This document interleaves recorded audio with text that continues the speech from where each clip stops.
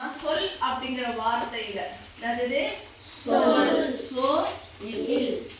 சொல் அப்படிங்கிற வார்த்தையில இருந்து நம்ம என்ன பண்ண போறோம் அப்படிங்கறது பார்த்தோம்னாக்கா ஃபர்ஸ்ட் வந்து சொல் அப்படின்னா என்னன்னு கேட்டீங்கன்னாக்கா ஒரு எழுத்து தனித்து நின்றோம். இப்ப தனித்துனாக்கா தி, நீ,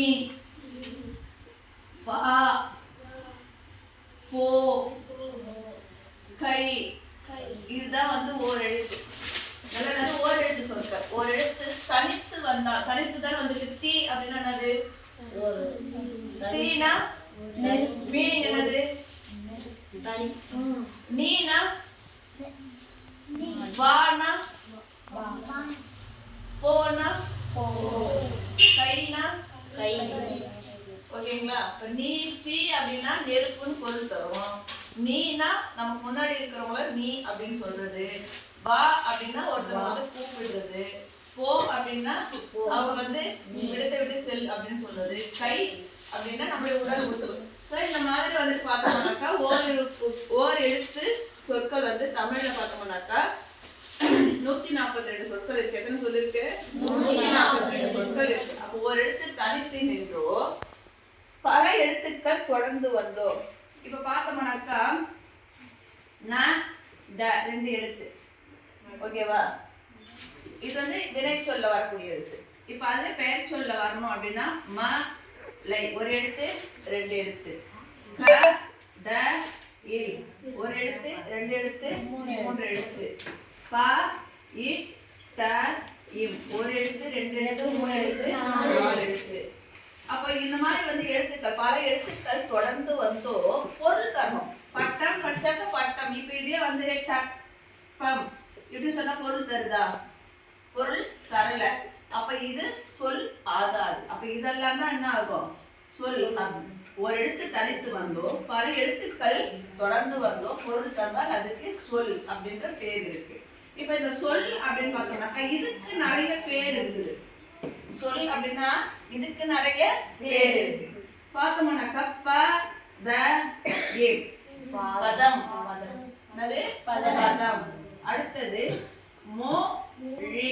மொழி மொழின்னா லாங்குவேஜ் தானே அப்படின்னு சொல்லுவோம் இல்லையா? தெலுங்கு மொழி, கன்னட மொழி அப்படின்னா அப்படிங்கிற சொல்லுக்கு கூட மொழி.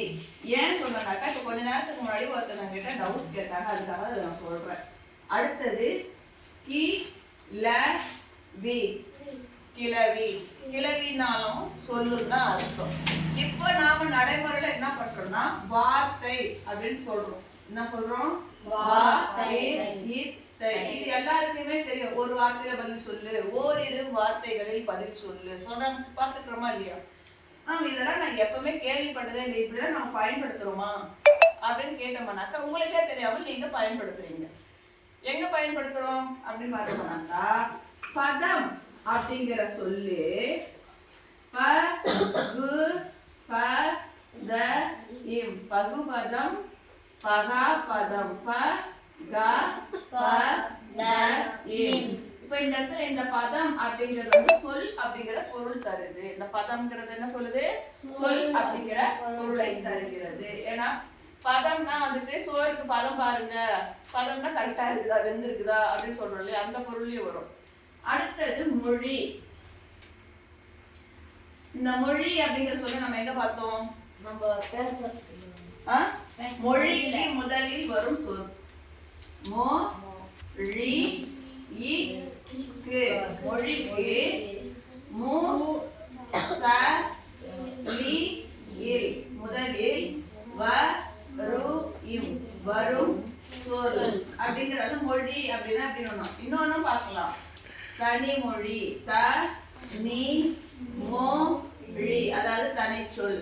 பொதுமொழி பொது மோ ழி பொது சொல். அடுத்தது தொடர்மொழி தோ ட இ மோ ழி தொடர்மொழி. பழமொழி முதுமொழி அப்பெல்லாம் அது சொல்லை குறிக்கிறது. அடுத்தது கிளவி. கிளவி என்கிற சொல் எங்கே வந்து சொல் என்கின்ற இடத்துல ஆளப்படுதுன்னு கேட்டீங்கன்னா இரட்டை கிளவி.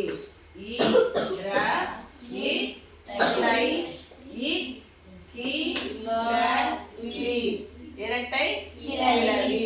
இரட்டை காட்டுங்க. கிளவினா அதாவது சொல்லு வந்து அதாவது வந்த சொல்லே தொடர்ந்து வந்து பொருள் தராது. பிரிச்சா பொருள் தராது. இப்ப கடை கடை அப்படின்னா கடைன்னா மீனிங் இருக்கா? கடை கடை. இப்போ இதை நான் பிரிக்கிறேன். பிரிச்சா பொருள் தராது.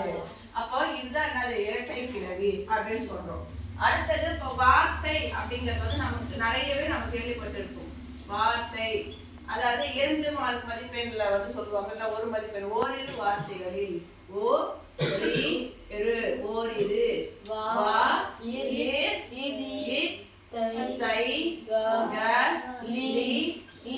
வார்த்தைகளில் விடையலி